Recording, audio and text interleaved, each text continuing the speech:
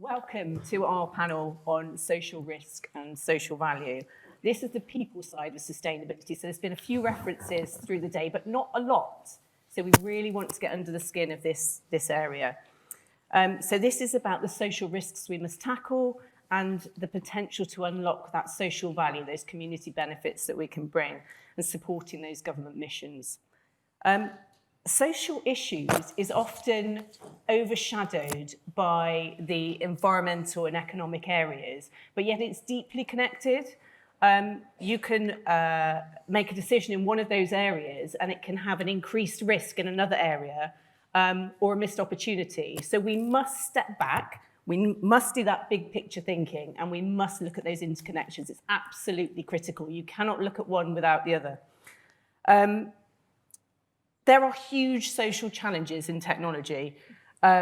Exploitation, lack of basic human rights in the supply chain, poor visibility of that supply chain, growing global tensions and inequalities, skill shortages, increased digital divide. And with those skill shortages, there's also barriers to people still from certain groups to entering those sectors as well. And huge challenges for our communities around social and economic areas. Social is often, it's a broad area, and it's an area where a lot of people get quite confused. There's a lot of confusion over what social risk is, what social value is, and not a clear understanding. It's often considered far too late, whether that be policy or procurement or whatever it is that we're looking at, and not strategically enough. And people lack confidence in this area, I think. I see that day in and day out. People aren't confident in addressing this area. There is a clear opportunity through technology. We can help close that digital divide. We can improve access to devices and to technology. We can strengthen and connect communities. We can build skills and innovative solutions. We can encourage healthy use of technology. And we can use circular to reduce the harm, and give technology that second life and pass on that technology when we've finished with it to people in need. But, and this is my big but, you can't deliver value in technology if you're building it on exploitation of people. So we need to address the challenges, and that requires curiosity, bravery and leadership, creativity and collaboration, and we'll touch on that through our panel as we go. So this is where you all come in this room. You're not getting out of this. You are all leaders who can drive change, and I really want you to think about that through this session.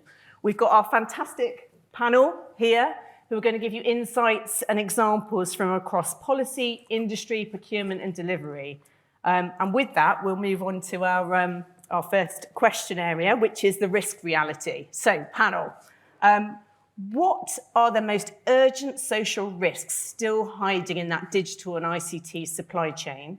And what bold action should we take to address it? And Christine, I'll come to you first, if that's all right. Yeah, absolutely. So my primary interest is in this question around how do we close the digital divide. I'm thinking every day about digitally excluded people, and actually it's interesting because sustainability has almost come in as a bit of a secondary objective that I've been able to explore through this work, and that's really exciting for me. So what is it? What is the digital divide, and what does it mean to be digitally excluded? I mean, we're all basically online every day, writing our emails, using online banking, getting our shopping delivered. Increasingly, we're seeing more and more services being delivered online, and we like it. It's convenient. It helps us to connect with people that we're not physically around. We saw a huge uptake in digital services over the pandemic, and that's continued to kind of slowly move us towards an increasingly digital society and economy. But not everybody is able to benefit from a digital society. And we call this the digital divide. People who are digitally excluded from that digital economy, from that digital society, and it's really, really complicated. There are lots of reasons for why somebody might be offline. They might not be able to afford a device, which is something that something I'd like to talk a bit about today. They might not be able to afford the connectivity, so afford their monthly broadband connection. They might not know how to use a device. They might find it a bit scary. And for a lot of people, especially older people, they might just feel that they've never really used computers or they've never really gone online. Again, it's a bit scary. And so if they've lived such a long time in a certain way offline, there's kind of no motivation to get online. So it really is like a compounding number of factors that can keep someone offline and away from digital services. But as I said earlier, the potential to miss out on the huge benefits that digital can bring are really real and tangible. We know that about 1.6 million people in the UK just completely live offline. And we know that people who live offline generally seem to pay almost 3 times as much for certain services because you can't use the internet to do things like price comparisons and find like a better deal, through comparison. You're also locked out of important public services and also private sector services if you can't manage your money online, if you can't manage your health appointments. So there are real risks to people who aren't able to access digital. And through the Digital Inclusion Program at DSIT, the Department of Science, Innovation and Technology, we were set up as a new unit about 1.5 years ago. And one of the areas we're really looking at quite deeply, and it's quite a novel area, are the people who can't afford a device or can't afford their connectivity. And here we saw just a really exciting opportunity. We've talked a bit about e-waste today, well, we've talked a lot about e-waste today. And we know that Britain is a pretty big e-waste producer. And I think there are estimates that there are some over 800 million digital devices that currently sit unused. So that's laptops, phones, computers. I mean, I have a phone locked in a drawer somewhere that I think the screen is broken and I haven't recycled it or refurbed it. So one of the things that we are interested in exploring is whether we can get these unused devices out of drawers. And I think, like, particularly in government, we're interested in the number of devices that are being procured at a systemic level by large organizations and are refreshed on a kind of annual or semi-regular basis. Some of these get sold on, some of these get recycled, some of these get kind of taken apart and sold for parts. But the question we're wondering is, can we refurb these devices? Can we wipe them? Can we get them into a state where we could donate them to digitally excluded people? And over the last year, we've been delivering a number of pretty exciting, like quite novel interventions to try and trial this out, both in government and in the private sector.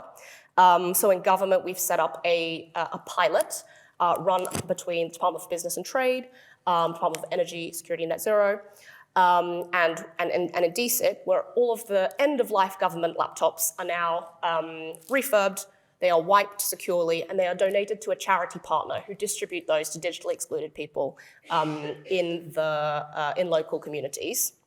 It's the first pilot of its kind of bringing together different departments and doing device donation at scale. And really our objective is to see if it works at scale and what are the lessons learned and how can we share those lessons to break down those barriers to see if this is something that can be scaled across the economy, across sectors, and something that can deliver social value as well as being able to kind of drive sustainability objectives.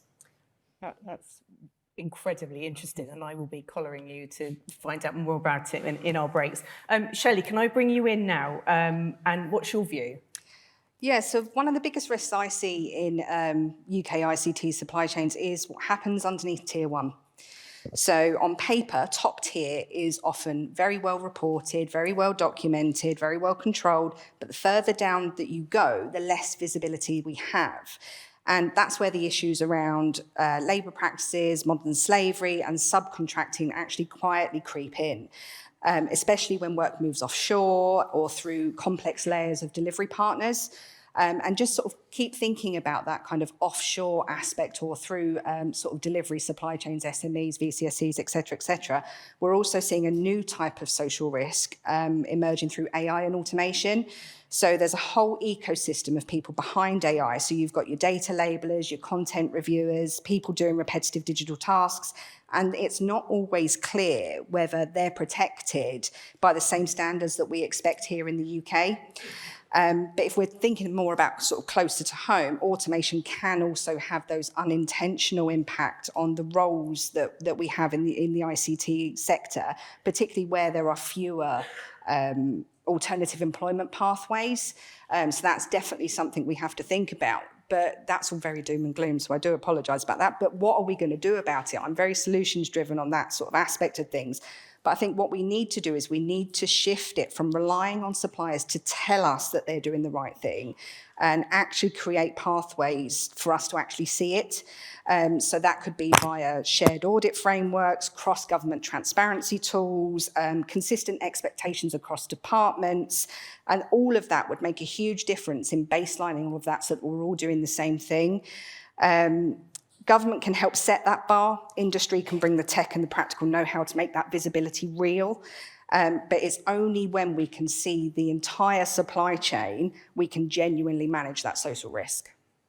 That's really interesting. And Craig, can I bring you in for your lens on this? Yeah, just kind of add to the comments on sort of modern slavery. It's still, if you talk to OEMs and the companies that we represent at Tech UK, that's still the number one social risk. They look, what's actually the worst harm happening in our supply chains and our value chains?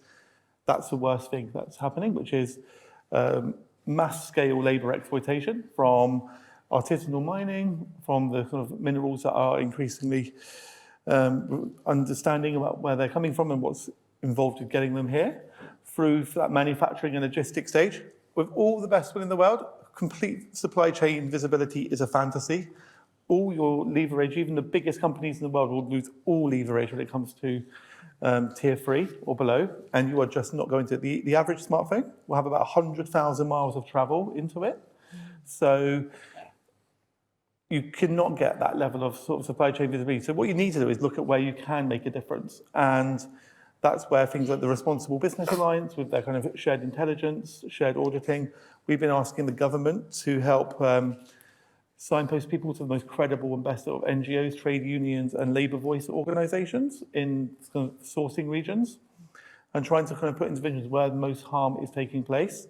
And we've recognised that the mining stage is probably more so. I think there's been a general upward trend in labour standards in the Far East when it comes to manufacturing. There's still obviously tons to go. And, you know, there's still some cagey ones. You know, what we think is child labour is not what China thinks is child labour. They literally have a different age limit. So there are going to be very different kind of expectations there. So there's been a general upswing. So there's been a lot more focus on basically the upstream. But what we've seen in the last few years is, going back to our favourite topic of today, e-waste, the waste sector had more modern slavery prosecutions than any other sector. It doesn't mean there's more modern slavery in waste compared to other things, so they're better at finding it. That's true, but it also means there's a hell of a lot of modern slavery happening in the waste sector. So that's why kind of there's another tick in the debit column on why we should be, the credit column, why we should be engaging in circular practices. And when it comes to moving away from supply chain to value chain, that kind of goes into what Christine's saying, that companies are more aware of how the tech is being used. And that means, how do we actually bring up the rights of kind of data annotators, labelers in, you know, they're not in the UK. It's the most typical modern slavery risks are outsourced, low-paid migrant labour. And that's what's happening in West Africa, in East Africa, it's happening in bits of the Balkans that are actually kind of underpinning our AI models that we're all using. So I'm fully understanding that and taking more of a responsibility. And there has been a shift to say, like, we are looking at more circular business models, where we would sort of pre-contradict it together. There is a zillions of devices in everyone's pockets, but they're not all going to be good enough, and it's not going to be economically efficient enough to get them into a donation state, because you need to wipe them, they need to be at the same standards. It's much more efficient to go to a university, to go to a government department, to go to a corporate and say, give us 2,000 computers and we can do that at scale, rather than your iPhone 8, your Samsung S10, that Huawei tablet, and let's all try to get them to the same grade. So it's a very inefficient way of doing it. But more companies are looking at kind of how they can do mass scale refurbishment. Yeah. It's incredibly interesting. It gives us a real picture of the risk level, but also the scale. But let's move into what you can actually do about it. And we've touched on some of it already. If you've got one, can you give me a practical example of where you've seen social risk or social value, community benefits being addressed well? And are there any practical tips that you could share? Actually, just one, because we've got to keep to time. One practical tip you could share that others could take away. Rebecca, we'll go with you first. Yeah, so I guess lots of examples, but I do know from the NHS perspective, this mic is trying to leave me multiple times. So a really good example, we worked with West Yorkshire Integrated Care Board to build some kind of confidence and relationships between the commissioners and the suppliers. So not just thinking about that procurement team. So, good social value doesn't start and end with procurement. And, we've talked about the fact that actually we're trying to do something in a transactional process and social value is not transactional. And so it's about building those relationships. And so, the supplier had offered 20 different things that they could have delivered when you look at their tender response. And I think the commissioners and the contracting team didn't have that confidence to go back and just say, well, can you tell us exactly what it is that you're going to deliver over the life of this contract? And so giving them that permission almost to say, actually, refine this, let's rag rate it, let's prioritise, particularly as it was a service model that was moving from largely face-to-face care to more remote and digital methods of care. So we could think about things like economic inequalities, we could think about digital inclusion, we could think about, I guess, looking at measuring kind of the waste or single-use aspect of those services. And then we were able to then kind of drive those 20 different suggestions down into 6 really tangible KPIs that looked at both corporate level commitments around net zero, climate change, clean energy, but then also about those wider economic, socioeconomic activities. So like, how could we build skills and experience and target labour gaps in the local community for where that service was being delivered.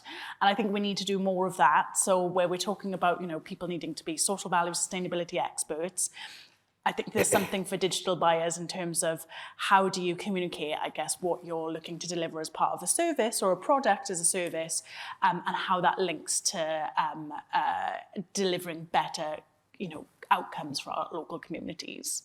That's brilliant. Thank you. Shelley, I'm going to bring you in now. Thank you. So one of the examples that really sticks with me, and this is something that we initially kind of piloted because it was the right thing to do, but also it's now into our process. Is a particular project where we actually baked social value directly into the delivery model instead of bolting it on afterwards, because I'm a big believer in the fact that social value should be baked into everything that we do. We partnered with a UK social enterprise to provide first-line IT support to a public sector programme. And on the surface, it looked like a simple procurement option. But what I'm a big believer in is that kind of impact. It's the so what. It's the yes, we're doing this, but why? And what it actually meant is we were able to communicate that it opened the door for people who have previously never considered a career in tech to get real experience, real training, and a proper career path. And what really made it work was that the client, DXC, and the social enterprise treated it as part of the core delivery plan, and that was really important. We didn't just place people, we created mentoring, learning pathways, and opportunities for them to move into cloud roles permanently. It therefore strengthened the service for the client, and it genuinely changed outcomes for the individuals involved. So my kind of key takeaway from doing that is get social value into the conversation from day one. If it comes in late, it becomes a checkbox exercise. If it starts early, it becomes part of how the programme runs. You don't need to start with something huge, as much like what Rebecca was saying about creating those kind of smaller key elements. You just need one meaningful, well-designed initiative that you can measure and build on, because that is how social value becomes real rather than theoretical. But yeah, it's really, really interesting. Craig, what's your perspective from the industry lens? Yeah, I mean, there's lots of industries doing, on the inclusion side, I can point to the work of Material Focus and his good friend HypnoCat, and things like Hubbub are doing and the Good Things Foundation. But I think obviously because we're representing the industry, on one industry initiative called Tech Against Trafficking. So it was set up a few years ago, I think 2017, 18, and it's looking deploying tech within the NGOs, within the police forces that can make a real difference in human trafficking. So they do a mixture of kind of high-level stuff and very in-the-weeds detailed stuff. So a really good recent project was, let's get the sector together. So it was a mixture of kind of Microsoft, BT, Nokia, others.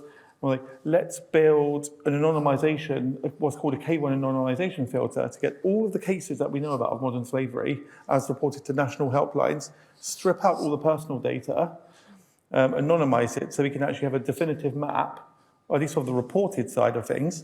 Obviously, most of this is unreported. There are 50 million people estimated to be in instances of modern slavery in the world.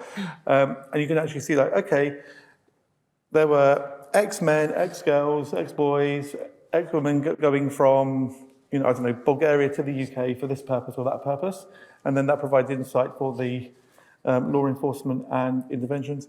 They've also delivered some really interesting, basically kind of video machine learning. So if there's someone being exploited for sex trafficking, you can probably, well, hopefully, detect where it's taking place from image pattern recognition, and then you can actually locate that where the offence is taking place. And that was kind of and the next thing, and there's a plug really to anyone who wants to get involved, is that the next workshop is on 4th to 5th of March in London, and we are looking to see what we can do to kind of combine data sets to make more sense, to make it more easy for the NGOs on the ground, whether that's in Ukraine or whether that's in Britain or Canada or Mexico or places that we're kind of seeing this being used, to actually kind of link up all the data sets so we know that if someone comes into contact with this NGO in Poland when they've been trafficked from Ukraine, and if they've ended up in Germany or Spain or wherever, you can actually kind of have a sort of standard data set that can be passed between different local authorities, so fewer people hopefully slip between the cracks and fall back into the black economy. I mean, that's a great example, isn't it, of tech being part of the solution, or at least moving forwards to the solution. I'm sure we can share the dates later on. Christine, time's tight. What would you like to add? Very quickly, I would say, we've, as I said, we set up this device donation pilot across these 3 departments as a pilot to really learn and understand how these schemes work, and also to share the lessons that we are learning as to how to set them up, and I think importantly, how to make the case to set them up within an organization. So as a policy official, the case is pretty clear. It's clear social objective or social value objective, and a clear sustainability objective. But I think that question, Craig, that you bring up as to whether it's efficient, whether it's scalable, is really important. So I think a couple of things that we've learned through setting up our scheme is that, of course, on devices, safety, device safety, device security is really important. And there aren't actually very good standards, or there isn't a standard approach to what that actually looks like in industry at the moment. But one of the things we wanted to do in government is demonstrate that we handle very sensitive information all the time. But if we were able to successfully kind of clean those devices of sensitive information and manage to get those into the hands of people in the community, then really anyone can do it. Of course, cost is a huge factor, but we've managed to create a scheme which is broadly cost neutral. And we do that by retaining some of the laptops that we're currently, the pilot only looks at laptops, but we are thinking about whether we expand that to smartphones. And at the moment, we retain some of those laptops in order to fund the overall program delivery. But for the organization, it comes up as a cost neutral program. And then finally, I would just say that one of the biggest lessons learned is that change in the IT procurement life cycle and the supply chain, it takes time, and it takes a lot of time to see the impact. And I think that's something we didn't quite envisage. But I think, I mean, of course, when I say it now, it makes a lot of sense. But from the moment a person kind of hands their laptop back to understanding what impact that can have, on a person's life, there is a long lead in time and a lot of process that needs to go into there. I would say the key things are really is that standards piece. So understanding what level of security or safety the device needs to get into. Working with people with expertise. So we work with the Digital Poverty Alliance to assess, to test all of the devices, make sure that they're appropriate. And they also create a really strong evaluation framework. So now we've donated a few hundred laptops through I think the pilot's been running for about 11 months now. And we've seen some really long form evaluation to show us that like these laptops are genuinely changing people's lives. Children are able to do their homework. They're not having to share one computer between the whole family. People are able to learn new skills. People are able to kind of reach, it's exactly as I was saying earlier, be able to access some of those benefits that the digital society can create. So I think those are the kind of key lessons that we've been learning through this pilot. That's really, really useful. Everything that you've said has been really enlightening. I think is probably the word that I'd use. We're running out of time, but I just want to quickly pull us into exploring the opportunities of collaboration. So I'll leave it as a sort of open moment here. But given the influence in the room, the leaders we have in the room with us, what one thing would you, if you could just take one thing and use this audience and take away and go, one amazing collaboration or influence that we could have that could really make a transformational change in the space of community benefits and reducing that social risk, if you've got one? Great, to go first? Yeah. I think show and tell. Appreciate what you're saying that government needs to do more, but government is still too shred happy. It's kind of disgraceful that any perfectly good machine is just put through a shredder. And I think anyone kind of contracting for that needs to get their head out of the sand and realize what's happening. But I think showing and tell. We went to a fantastic site visit to Computer Centre's site in Braintree, where I was referred to by the Minister, showing that, the water's lovely, come on in. You can make scary, secure devices secure and good enough to be used again. So I think showing and telling, so call for the industry is bring your buyers, bring the contracting authorities, don't let commercial sensitivities, don't get edginess, get away, just show people what you can actually do and how it can make a real difference. And we've got 500 laptops here, we can now donate them for something worthwhile purpose.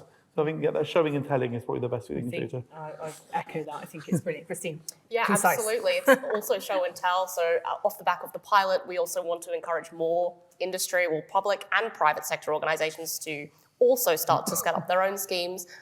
We launched a charter last year. So if there's one thing I would say, look at the IT Reuse for Good charter launched by government and the Good Things Foundation, a few others, Vodafone. We launched that last year. Come and join the movement. It is a great way to kind of demonstrate your sustainability credentials, but also to genuinely change someone's life towards closing the digital divide. Amazing. Shelley? I think the fact that the government obviously embedded social value into procurement contracts is amazing. I think that was a brilliant first step to actually getting people to appreciate the importance of social value. And as a part of that, there is brilliant work happening right the way across the UK through various companies, but it's often fragmented. And therefore, the impact of that can be diluted. So just imagine if we actually were able to all come together and do things together for a unified purpose.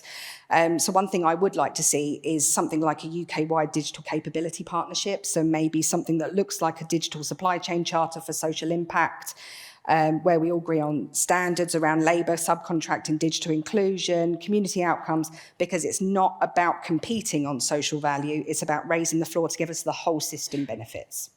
Okay. Trying to keep this quick. So, obviously I'm coming at it from a health perspective, and actually, our health is shaped by the places that we live, looking at the social, environmental, economic factors, that's come up quite a lot today, and thinking about the things that we have access to. So digital inclusion is one of those things, but good jobs, skills, education, good housing, and social value can be a really great tool to tackle some of those challenges, to tackle the health inequalities. So we published the NHS Social Value Playbook playbook last year, and that wasn't to reinvent the PPM, but it was more to build on it and bring it to life for health. And I guess the message that we've been trying to kind of hammer home and continue is that partnership, is that collaboration. So I think building on what Shelley said earlier is actually building in those social value criteria, strategically. What is the strategic priority of your organisation? For an NHS organisation, what health inequalities or what communities do you want to support and help and kind of prevent ill health? How does it link to things, other strategic pieces? So for us, it's like the 10-year health plan. There's a really big space for digital on things like analog to digital, treatment to prevention, hospital to community, and kind of you have the power to demonstrate actually what can you bring to the table in that space and help those buyers who are in the room, those procurement colleagues who are not, specialists in this space, understand what it is that we can kind of deliver together. So earlier, completely through our, strategic, operational, business planning processes. So actually then it tracks down as the golden thread, buzzword as it is. And it's not just that, oh crap, I've got to add a social value question into my procurement process. I think that sums up how a lot of people view it. I'm going to draw us to a close. I think the opportunity is really clear. National impact is possible, and we can also influence impact more globally. But government ambition, industry scale, supplier innovation, community insights, it's all got to come together for that to happen.